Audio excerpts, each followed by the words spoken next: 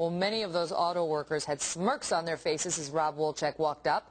No doubt those smiles turned upside down after Fox played the uncut footage in the boardroom at Chrysler. Here's the part you didn't see yesterday. Several high-ranking Chrysler representatives came to Fox 2 to view some of our video and actually thanked us.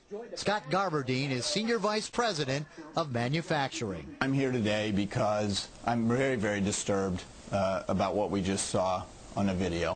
And I want to make it clear that we at Chrysler take this very seriously.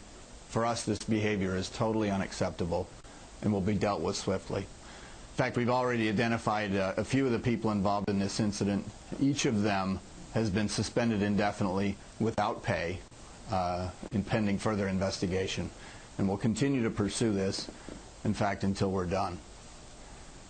What's difficult about this is these few people who exhibited bad behavior have painted a bad picture of what's an outstanding assembly plant filled with outstanding and committed Chrysler employees at Jefferson North. And I want to make it clear we're very proud of our plant and we're very proud of our people. And Chrysler, as you heard there, responding to that footage and now actually adding that the company has acted swiftly and they expect final decisions to be made on these employees by Monday.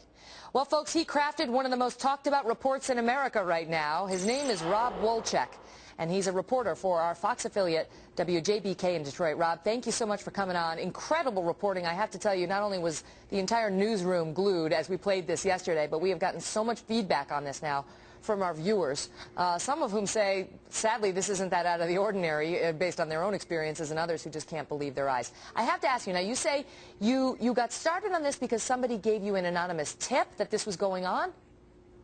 We actually got a tip from somebody that works in the plant that this was going on. We went out there and checked on it.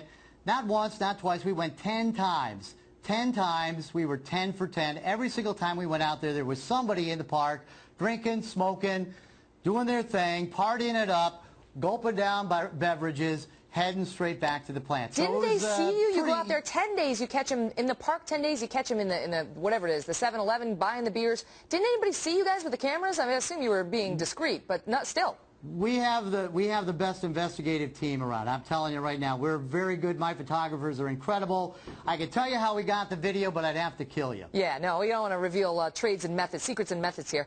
All right, so 10 days you go out there, you finally find all this. Are you worried at all, Rob, now about, you know, payback? Have you been threatened at all? Is a lot of people unhappy with you? Well, I have not been threatened, but certainly there are a lot of people that are unhappy. I mean, in general, Detroit is probably pretty unhappy, just the city in general, because, you know, we don't need another black eye. We all depend on the auto industry. These guys blew it for everybody. We want our car companies to do well. We want Chrysler to do well. We have a lot of really good people out here who work really hard. And these knuckleheads that went out and were partying it up, they blew it. They blew it for all of us. And, you know, we may have to start from scratch again, trying to build up a good reputation. And there's a lot of great, you know, 2,500 employees, I guess, at that Chrysler plant. They're, you know, it's not, these are obviously a few bad apples. And those Jeeps are awesome. Those Jeeps are really nice cars. Well, let's hope even the Jeeps that these guys were behind are still awesome. But let me ask you this.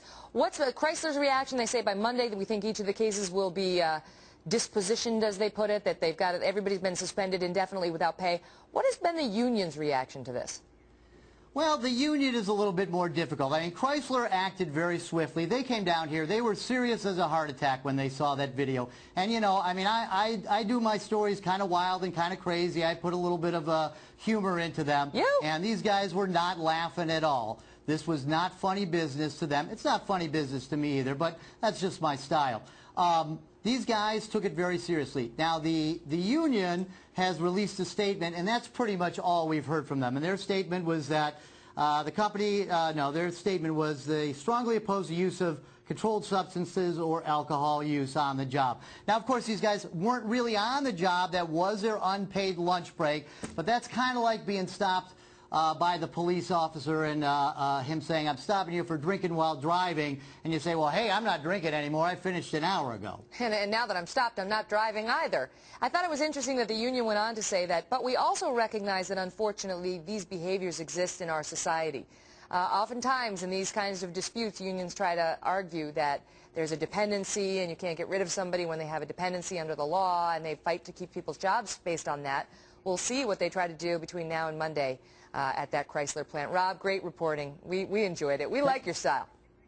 All right. Thanks so much, Megan. All the best, sir.